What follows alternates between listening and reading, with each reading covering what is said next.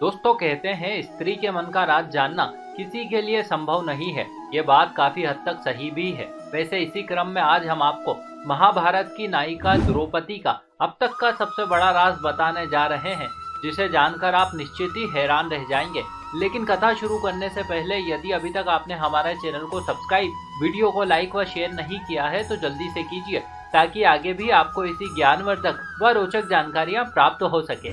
नमस्कार और एक बार फिर स्वागत है आप सभी का आपके अपने वीडियो कलेश यूट्यूब चैनल पर।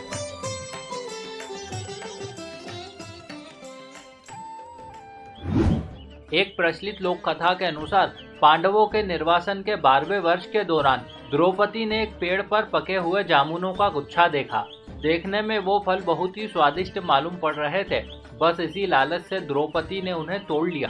लेकिन जैसे ही द्रौपदी ने उन्हें तोड़ा, वैसे ही भगवान कृष्ण वहां प्रकट हो गए। उन्होंने द्रौपदी को बताया कि फल तोड़कर उसने अच्छा नहीं किया। दरअसल उन फलों को खाकर एक साधु अपने 12 वर्षों का व्रत तोड़ने वाले थे। यद्यपि द्रौपदी ने फल तोड़ लिए हैं, जिससे कि द्रौपदी और पांडव साधु के कोप का शिकार हो सकते हैं। कृष्ण के इस कथन को सुनकर द्रौपदी व पांडव विचलित हो गए। उन्होंने कृष्ण से मदद की गुहार लगाई। इस पर भगवान ने समाधान बताया। उन्होंने कहा कि इसके लिए बारी बारी से द्रौपदी सहित सभी पांडवों को पेड़ के नीचे जाकर अपने मन के वे राज बताने होंगे, जिसे आज तक उन्होंने किसी के सामने प्रकट नहीं किया। तत्पश्चात भगवान ने उन जामुनों को पेड़ के नीचे रख दिया और कहा कि अगर हर कोई ऐसा करेगा तो फल पेड़ पर वापस लग जाएगा और सभी पांडवों सहित द्रौपदी साधु के प्रकोप से बच जाएगी। सबसे पहले कृष्ण ने युधिष्ठिर को बुलाया। युधिष्ठिर ने कहा, दुनिया में सत्य, ईमानदारी व सहिष्णुता का प्रचार प्रसार होना चाहिए, जबकि बेईमानी व दुष्टता का सर्वनाश होना चाहिए। इतना ही नहीं, बल्कि युधिष्ठिर ने पांडवों के साथ हुए सभी बुरे घटनाक्रम के लिए द्रौपदी को जिम्मेदार ठहराया।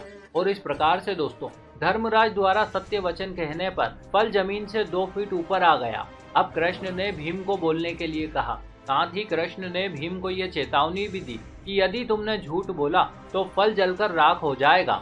भीम ने सबके सामने स्वीकार किया कि भोजन, लड़ाई, नींद व संभोग के प्रति उसकी आसक्ति कभी कम नहीं होती। साथ ही उसने ये भी कहा कि उसकी मंशा धृतराष्ट्र के सभी पुत्रों को मार देने की है। युधिष्ठिर के प्रति उसके मन में बहुत श्रद्धा है, लेकिन जो भी उसके गधे का अपमान करेगा वो उसे मृत्यु के घाट उतारने में तनिक भी संकोच नहीं करेगा। इसके बाद फल 2 फीट और ऊपर उठ गया। अब बारी अर्जुन की थी। अर्जुन ने कहा, प्रतिष्ठा और प्रसिद्धि मेरी जिंदगी में मुझे सबसे ज्यादा प्रिय है। जब तक मैं युद्ध में कर्ण को मार नहीं दूंगा, तब तक मेरे जीवन का उद्देश्य पूरा नहीं होगा। मैं इसके लिए कोई भी तरीका अपनाऊंगा, भले ही इसके लिए मुझे धर्म के विरुद्ध ही क्यों ना जाना पड़े। मैं पीछे नहीं हटूंगा। और इस प्रकार से दोस्तों, अर्जुन के बाद नकुल और फिर नकुल के बाद सहदेव ने एक एक करके अपने सारे रहस्य उद्घाटित किए। और देखते ही देखते अब फल वृक्ष के ओर भी करीब पहुंच गया।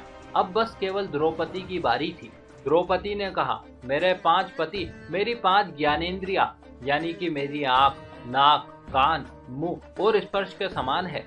लेकिन मैं जानती हूँ कि मैं इन सभी के दुर्भाग्य का कारण हूँ। मैं शिक्षित होने के बाद भी बिना सोचे विचारे कार्य कर देती हूँ, जिससे कि बाद में मुझे पछताना पड़ता है। लेकिन दोस्तों, द्रौपदी के इतना सब कुछ कहने के बाद भी फल ऊपर नहीं गया। तब श्री कृष्ण ने कहा, द्रौपदी तुम सत्य कह रही हो, लेकिन फिर भी यह सत्य पूरा नहीं है। तुम जरूर कोई ना कोई रहस्य छुपा रही हो। इस सब पर द्रौपदी समझ गई कि अब उसे पूरी बात बतानी ही होगी। उसने अपने पतियों की तरफ देखा और कहा, मैं आप 5 से प्रेम करती हूँ, लेकिन ये भी सत्य है कि मैं छठे पुरुष से भी प्रेम करती हूँ। हाँ, मैं कर्ण से प्रेम करती हूँ और उसी से विवाह भी करना चाहती थी, लेकिन जाति विशेष के कारण मैं ऐसा नहीं कर पाई। इस बात का मुझे आज तक पछतावा है। यदि मेरा विवाह केवल उसी एक से होता तो मेरे आज 5 पति नहीं होते। ये सब सुनकर 5 पांडव हैरान रह गए, लेकिन किसी ने कुछ नहीं कहा।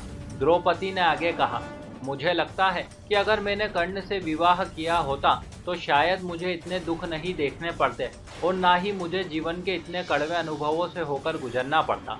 और इस प्रकार से दोस्तों, अंततः द्रौपदी ने वो रहस्य उद्घाटित कर ही दिया और देखते ही देखते श्री कृष्ण के कहे अनुसार वो फल वापस वृक्ष पर पहुंच गया।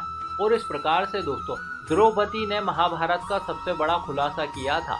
आशा करते हैं ये जानकारी आपको जरूर अच्छी लगी होगी।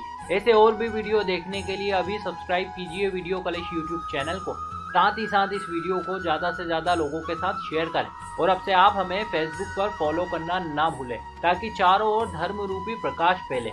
आप सभी दोस्तों का बहुत बहुत धन्यवाद।